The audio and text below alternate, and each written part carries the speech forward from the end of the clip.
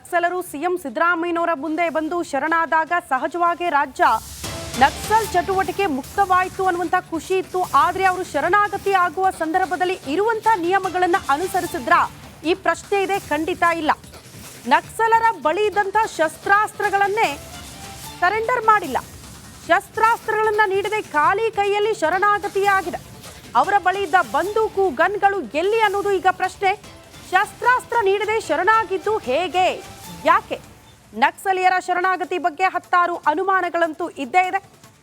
ಈ ಪ್ರಕ್ರಿಯೆ ಹೇಗೆ ಸಾಗಬೇಕಾಗಿತ್ತು ಅಂದ್ರೆ, ಮೊದಲು 6 ಜನ ನಕ್ಸಲರು ಕಾಡು ಬಿಟ್ಟು ನಾಡಿಗೆ ಬರುವಾಗ ತಮ್ಮ ಬಳಿ ಇದ್ದಂಥ ಶಸ್ತ್ರಾಸ್ತ್ರಗಳನ್ನ ಮೊದಲು ಸರೆಂಡರ್ ಮಾಡಬೇಕು, ಆನಂತರ ಸಮವಸ್ತ್ರ, ಆನಂತರ ಮುಖ್ಯವಾಹಿನಿಗೆ ಬರುವಂಥ ಒಂದಷ್ಟು ದಾಖಲಾತಿಗಳಿಗೆ ಅವರು ಸಹಿ ಹಾಕಬೇಕು. ಆದರೆ ಈ ಯಾವ ಪ್ರಕ್ರಿಯೆಗಳು ಕೂಡ ಆದಂಗೆ ಕಾಣಿಸ್ತಾ ಇಲ್ಲ. ಶರಣಾಗತಿ ಆಗಬೇಕಾದ್ರೆ ಅದನ್ನೆಲ್ಲ ವಿಚಾರ ಮಾಡಿ first very important is weapons ಸಮೇತ ಆಗಬೇಕು. ಮತ್ತು ಅದರಲ್ಲಿ ಒಬ್ಬ ತಪ್ಪಿಸ್ಕೊಂಡಿದ್ದಾನೆ. ಇನ್ನು ಟಿ ವಿನಲ್ಲಿ ನಾನು ನೋಡ್ದಂಗೆ ಒಬ್ಬ ತಪ್ಪಿಸ್ಕೊಂಡಿದ್ದಾನೆ. ಹಂಗಾದ್ರೆ ವೆಪನ್ ಎಲ್ಲ ಅವನ ಕೈಲಿ ಕೊಟ್ಟು ಬಂದ್ರ ಇವರು ಏನು? ಅದು ಒಬ್ಬನ ಕೈಲಿ ಕೊಟ್ಟರೆ ಅವ್ನು ಮತ್ತೆ ಬೇರೆಯವ್ರನ್ನೆಲ್ಲ ಸೇರಿಸಿ ಇನ್ನೂ ಒಂದು ತಂಡ ಕಟ್ತಾನೆ ಏನೋ, ಅದು ನೋಡ್ಬೇಕಾಗ್ತದೆ. ಇದು ತಪ್ಪಾಗಿದೆ ಮಾಡಿರೋದು. ಆಮೇಲೆ ಒಂದು ಬೇರೆ ಕಡೆ ಸಾಗಿಸೋಕೆ ಟೈಮ್ ಕೊಟ್ಟಂಗೆ ಆಗುತ್ತೆ, ಎಲ್ಲ ಆಗುತ್ತೆ. ನಾನು ಹೇಳೋದಿಲ್ಲ, ಬೇರೆ ಕಡೆಗೂ ಸಾಗಿಸ್ಬೋದು, ಒಂದು ತಂಡ ಕಟ್ಕೋಬೋದು, ಮತ್ತೆ ಈ ಶುರು ಮಾಡ್ಬೋದು. ಇದೇ ಚಟುವಟಿಕೆಗಳು ಅವ್ರದ್ದು ಇಲ್ಲಿಗೆಲ್ಲ ಆಕ್ಟಿವಿಟೀಸ್ ಮತ್ತೆ ಶುರು ಮಾಡ್ಬೋದು ಅವರು. ತಪ್ಪಿದು ಮಾಡಿರೋದು ತಪ್ಪಾಗಿದೆ. ಹೋಮ್ ಮಿನಿಸ್ಟ್ರಲ್ಲಿ ಫೇಲ್ ಆಗ್ಯಾರ ಇಲ್ಲ, ನಾವು ಹೋಮ್ ಮಿನಿಸ್ಟ್ರಿಗೆ ಅಂತ ಹೇಳಲಿಕ್ಕೆ ಬರೋದಿಲ್ಲ. ಯಾಕೆಂದರೆ ಹೋಮ್ ಮಿನಿಸ್ಟ್ರೀಸ್ ಅವರು ಪಾಲಿಸಿ ಡಿಸಿಷನ್ ತಗೊಂಡು ಮಾಡಿ ಎಲ್ಲ ಮಾಡೋಂಥವ್ರು. ಇದು ರಾಜ್ಯ DG. ನಕ್ಸಲರು ಸಿಎಂ ಸಿದ್ದರಾಮಯ್ಯನವರ ಮುಂದೆ ಬಂದು ಶರಣಾದಾಗ ಸಹಜವಾಗಿ ರಾಜ್ಯ ನಕ್ಸಲ್ ಚಟುವಟಿಕೆ ಮುಕ್ತವಾಯಿತು ಅನ್ನುವಂತ ಖುಷಿ ಇತ್ತು. ಆದ್ರೆ ಅವರು ಶರಣಾಗತಿ ಆಗುವ ಸಂದರ್ಭದಲ್ಲಿ ಇರುವಂತ ನಿಯಮಗಳನ್ನ ಅನುಸರಿಸಿದ್ರ ಈ ಪ್ರಶ್ನೆ ಇದೆ, ಖಂಡಿತ ಇಲ್ಲ. ನಕ್ಸಲರ ಬಳಿ ಇದ್ದಂಥ ಶಸ್ತ್ರಾಸ್ತ್ರಗಳನ್ನೇ ಸರೆಂಡರ್ ಮಾಡಿಲ್ಲ. ಶಸ್ತ್ರಾಸ್ತ್ರಗಳನ್ನ ನೀಡದೆ ಖಾಲಿ ಕೈಯಲ್ಲಿ ಶರಣಾಗತಿಯಾಗಿದೆ. ಅವರ ಬಳಿ ಇದ್ದ ಬಂದೂಕು ಗನ್ಗಳು ಎಲ್ಲಿ ಅನ್ನೋದು ಈಗ ಪ್ರಶ್ನೆ. ಶಸ್ತ್ರಾಸ್ತ್ರ ನೀಡದೆ ಶರಣಾಗಿದ್ದು ಹೇಗೆ, ಯಾಕೆ? ನಕ್ಸಲೀಯರ ಶರಣಾಗತಿ ಬಗ್ಗೆ ಹತ್ತಾರು ಅನುಮಾನಗಳಂತೂ ಇದ್ದೇ ಇದೆ.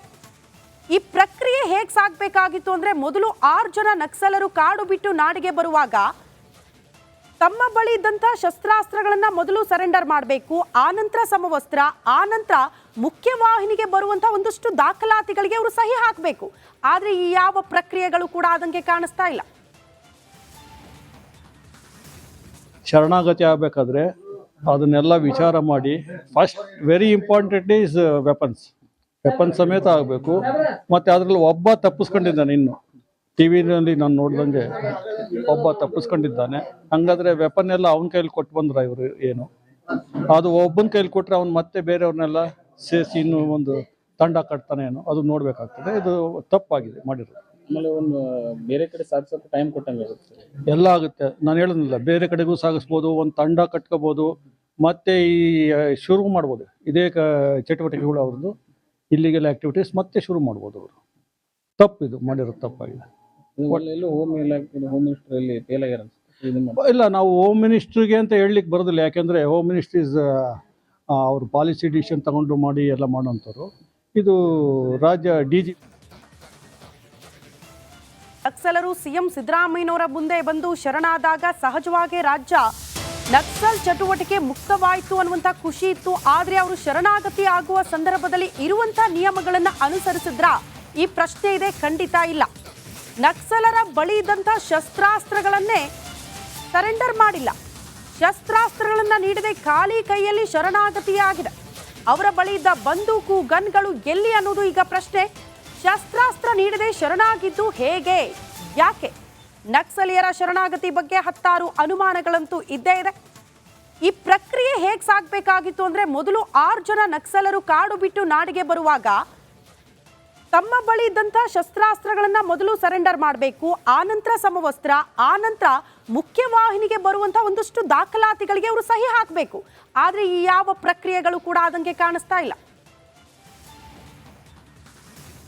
ಶರಣಾಗತಿ ಆಗಬೇಕಾದ್ರೆ ಅದನ್ನೆಲ್ಲ ವಿಚಾರ ಮಾಡಿ first very important is weapons ಸಮೇತ ಆಗಬೇಕು. ಮತ್ತು ಅದರಲ್ಲಿ ಒಬ್ಬ ತಪ್ಪಿಸ್ಕೊಂಡಿದ್ದಾನೆ. ಇನ್ನು ಟಿ ವಿನಲ್ಲಿ ನಾನು ನೋಡ್ದಂಗೆ ಒಬ್ಬ ತಪ್ಪಿಸ್ಕೊಂಡಿದ್ದಾನೆ. ಹಂಗಾದ್ರೆ ವೆಪನ್ ಎಲ್ಲ ಅವನ ಕೈಲಿ ಕೊಟ್ಟು ಬಂದ್ರ ಇವರು ಏನು? ಅದು ಒಬ್ಬನ ಕೈಲಿ ಕೊಟ್ರೆ ಅವ್ನು ಮತ್ತೆ ಬೇರೆಯವ್ರನ್ನೆಲ್ಲ ಸೇರಿಸಿ ಇನ್ನೂ ಒಂದು ತಂಡ ಕಟ್ತಾನೆ ಏನೋ, ಅದು ನೋಡ್ಬೇಕಾಗ್ತದೆ. ಇದು ತಪ್ಪಾಗಿದೆ ಮಾಡಿರೋದು. ಆಮೇಲೆ ಒಂದು ಬೇರೆ ಕಡೆ ಸಾಗಿಸೋಕೆ ಟೈಮ್ ಕೊಟ್ಟಂಗೆ ಆಗುತ್ತೆ ಸರ್.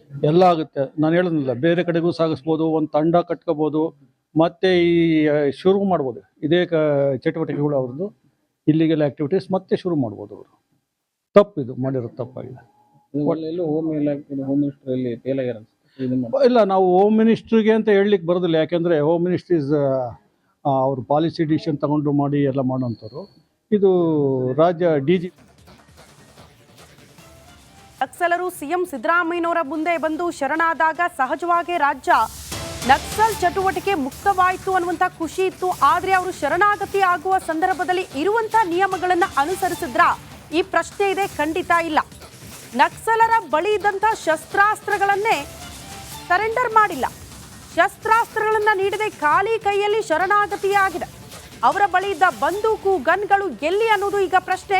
ಶಸ್ತ್ರಾಸ್ತ್ರ ನೀಡದೆ ಶರಣಾಗಿದ್ದು ಹೇಗೆ, ಯಾಕೆ? ನಕ್ಸಲೀಯರ ಶರಣಾಗತಿ ಬಗ್ಗೆ ಹತ್ತಾರು ಅನುಮಾನಗಳಂತೂ ಇದ್ದೇ ಇದೆ. ಈ ಪ್ರಕ್ರಿಯೆ ಹೇಗೆ ಸಾಗಬೇಕಾಗಿತ್ತು ಅಂದ್ರೆ, ಮೊದಲು 6 ಜನ ನಕ್ಸಲರು ಕಾಡು ಬಿಟ್ಟು ನಾಡಿಗೆ ಬರುವಾಗ ತಮ್ಮ ಬಳಿ ಇದ್ದಂಥ ಶಸ್ತ್ರಾಸ್ತ್ರಗಳನ್ನ ಮೊದಲು ಸರೆಂಡರ್ ಮಾಡಬೇಕು, ಆನಂತರ ಸಮವಸ್ತ್ರ, ಆನಂತರ ಮುಖ್ಯವಾಹಿನಿಗೆ ಬರುವಂಥ ಒಂದಷ್ಟು ದಾಖಲಾತಿಗಳಿಗೆ ಅವರು ಸಹಿ ಹಾಕಬೇಕು.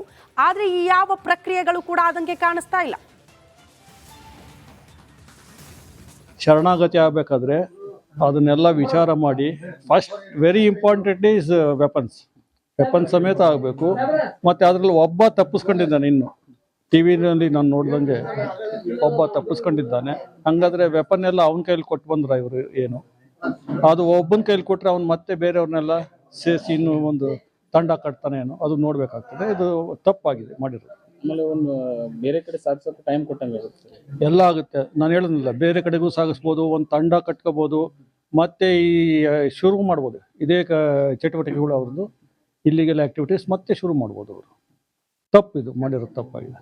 ಇದು ಎಲ್ಲೂ ಹೋಮ್ ಇಲಾಖೆ ಹೋಮ್ ಮಿನಿಸ್ಟ್ರಲ್ಲಿ ಫೇಲ್ ಆಗ್ಯಾರ ಅನ್ಸುತ್ತೆ ಇದನ್ನ ಮಾಡಿ. ಇಲ್ಲ, ನಾವು ಹೋಮ್ ಮಿನಿಸ್ಟ್ರಿಗೆ ಅಂತ ಹೇಳಲಿಕ್ಕೆ ಬರೋದಿಲ್ಲ. ಯಾಕೆಂದರೆ ಹೋಮ್ ಮಿನಿಸ್ಟ್ರೀಸ್ ಅವರು ಪಾಲಿಸಿ ಡಿಸಿಷನ್ ತಗೊಂಡು ಮಾಡಿ ಎಲ್ಲ ಮಾಡೋಂಥವ್ರು. ಇದು ರಾಜ್ಯ DG ನಕ್ಸಲರು ಸಿಎಂ ಸಿದ್ದರಾಮಯ್ಯನವರ ಮುಂದೆ ಬಂದು ಶರಣಾದಾಗ ಸಹಜವಾಗಿ ರಾಜ್ಯ ನಕ್ಸಲ್ ಚಟುವಟಿಕೆ ಮುಕ್ತವಾಯಿತು ಅನ್ನುವಂಥ ಖುಷಿ ಇತ್ತು. ಆದರೆ ಅವರು ಶರಣಾಗತಿ ಆಗುವ ಸಂದರ್ಭದಲ್ಲಿ ಇರುವಂಥ ನಿಯಮಗಳನ್ನು ಅನುಸರಿಸಿದ್ರ ಈ ಪ್ರಶ್ನೆ ಇದೆ? ಖಂಡಿತ ಇಲ್ಲ. ನಕ್ಸಲರ ಬಳಿ ಇದ್ದಂಥ ಶಸ್ತ್ರಾಸ್ತ್ರಗಳನ್ನೇ ಸರೆಂಡರ್ ಮಾಡಿಲ್ಲ. ಶಸ್ತ್ರಾಸ್ತ್ರಗಳನ್ನು ನೀಡದೆ ಖಾಲಿ ಕೈಯಲ್ಲಿ ಶರಣಾಗತಿಯಾಗಿದೆ. ಅವರ ಬಳಿ ಇದ್ದ ಬಂದೂಕು, ಗನ್ಗಳು ಎಲ್ಲಿ ಅನ್ನೋದು ಈಗ ಪ್ರಶ್ನೆ.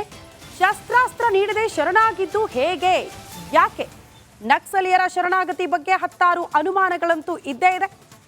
ಈ ಪ್ರಕ್ರಿಯೆ ಹೇಗೆ ಸಾಗಬೇಕಾಗಿತ್ತು ಅಂದ್ರೆ, ಮೊದಲು 6 ಜನ ನಕ್ಸಲರು ಕಾಡು ಬಿಟ್ಟು ನಾಡಿಗೆ ಬರುವಾಗ ತಮ್ಮ ಬಳಿ ಇದ್ದಂಥ ಶಸ್ತ್ರಾಸ್ತ್ರಗಳನ್ನ ಮೊದಲು ಸರೆಂಡರ್ ಮಾಡಬೇಕು, ಆನಂತರ ಸಮವಸ್ತ್ರ, ಆನಂತರ ಮುಖ್ಯವಾಹಿನಿಗೆ ಬರುವಂಥ ಒಂದಷ್ಟು ದಾಖಲಾತಿಗಳಿಗೆ ಅವರು ಸಹಿ ಹಾಕಬೇಕು.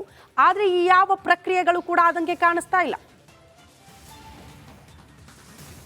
ಶರಣಾಗತಿ ಆಗಬೇಕಾದ್ರೆ ಅದನ್ನೆಲ್ಲ ವಿಚಾರ ಮಾಡಿ first very important is weapon ಸಮೇತ ಆಗಬೇಕು. ಮತ್ತು ಅದರಲ್ಲಿ ಒಬ್ಬ ತಪ್ಪಿಸ್ಕೊಂಡಿದ್ದಾನೆ. ಇನ್ನು ಟಿ ವಿನಲ್ಲಿ ನಾನು ನೋಡ್ದಂಗೆ ಒಬ್ಬ ತಪ್ಪಿಸ್ಕೊಂಡಿದ್ದಾನೆ. ಹಂಗಾದ್ರೆ ವೆಪನ್ ಎಲ್ಲ ಅವನ ಕೈಲಿ ಕೊಟ್ಟು ಬಂದ್ರ ಇವರು ಏನು? ಅದು ಒಬ್ಬನ ಕೈಲಿ ಕೊಟ್ರೆ ಅವ್ನು ಮತ್ತೆ ಬೇರೆಯವ್ರನ್ನೆಲ್ಲ ಸೇರಿಸಿ ಇನ್ನೂ ಒಂದು ತಂಡ ಕಟ್ತಾನೆ ಏನೋ, ಅದು ನೋಡ್ಬೇಕಾಗ್ತದೆ. ಇದು ತಪ್ಪಾಗಿದೆ ಮಾಡಿರೋದು. ಆಮೇಲೆ ಒಂದು ಬೇರೆ ಕಡೆ ಸಾಗಿಸೋಕೆ ಟೈಮ್ ಕೊಟ್ಟಂಗೆ ಆಗುತ್ತೆ ಸರ್. ಎಲ್ಲ ಆಗುತ್ತೆ. ನಾನು ಹೇಳೋದಿಲ್ಲ, ಬೇರೆ ಕಡೆಗೂ ಸಾಗಿಸ್ಬೋದು, ಒಂದು ತಂಡ ಕಟ್ಕೋಬೋದು, ಮತ್ತೆ ಈ ಶುರು ಮಾಡ್ಬೋದು. ಇದೇ ಚಟುವಟಿಕೆಗಳು ಅವ್ರದ್ದು ಇಲ್ಲಿಗೆಲ್ಲ ಆಕ್ಟಿವಿಟೀಸ್ ಮತ್ತೆ ಶುರು ಮಾಡ್ಬೋದು ಅವರು. ತಪ್ಪಿದು ಮಾಡಿರೋದು ತಪ್ಪಾಗಿದೆ. ಇದು ಎಲ್ಲೂ ಹೋಮ್ ಇಲಾಖೆ ಹೋಮ್ ಮಿನಿಸ್ಟ್ರಲ್ಲಿ ಫೇಲ್ ಆಗ್ಯಾರ ಅನ್ಸುತ್ತೆ ಇದನ್ನ ಮಾಡಿ. ಇಲ್ಲ, ನಾವು ಹೋಮ್ ಮಿನಿಸ್ಟ್ರಿಗೆ ಅಂತ ಹೇಳಲಿಕ್ಕೆ ಬರೋದಿಲ್ಲ. ಯಾಕೆಂದರೆ ಹೋಮ್ ಮಿನಿಸ್ಟ್ರೀಸ್ ಅವರು ಪಾಲಿಸಿ ಡಿಸಿಷನ್ ತಗೊಂಡು ಮಾಡಿ ಎಲ್ಲ ಮಾಡೋಂಥವ್ರು. ಇದು ರಾಜ್ಯ DG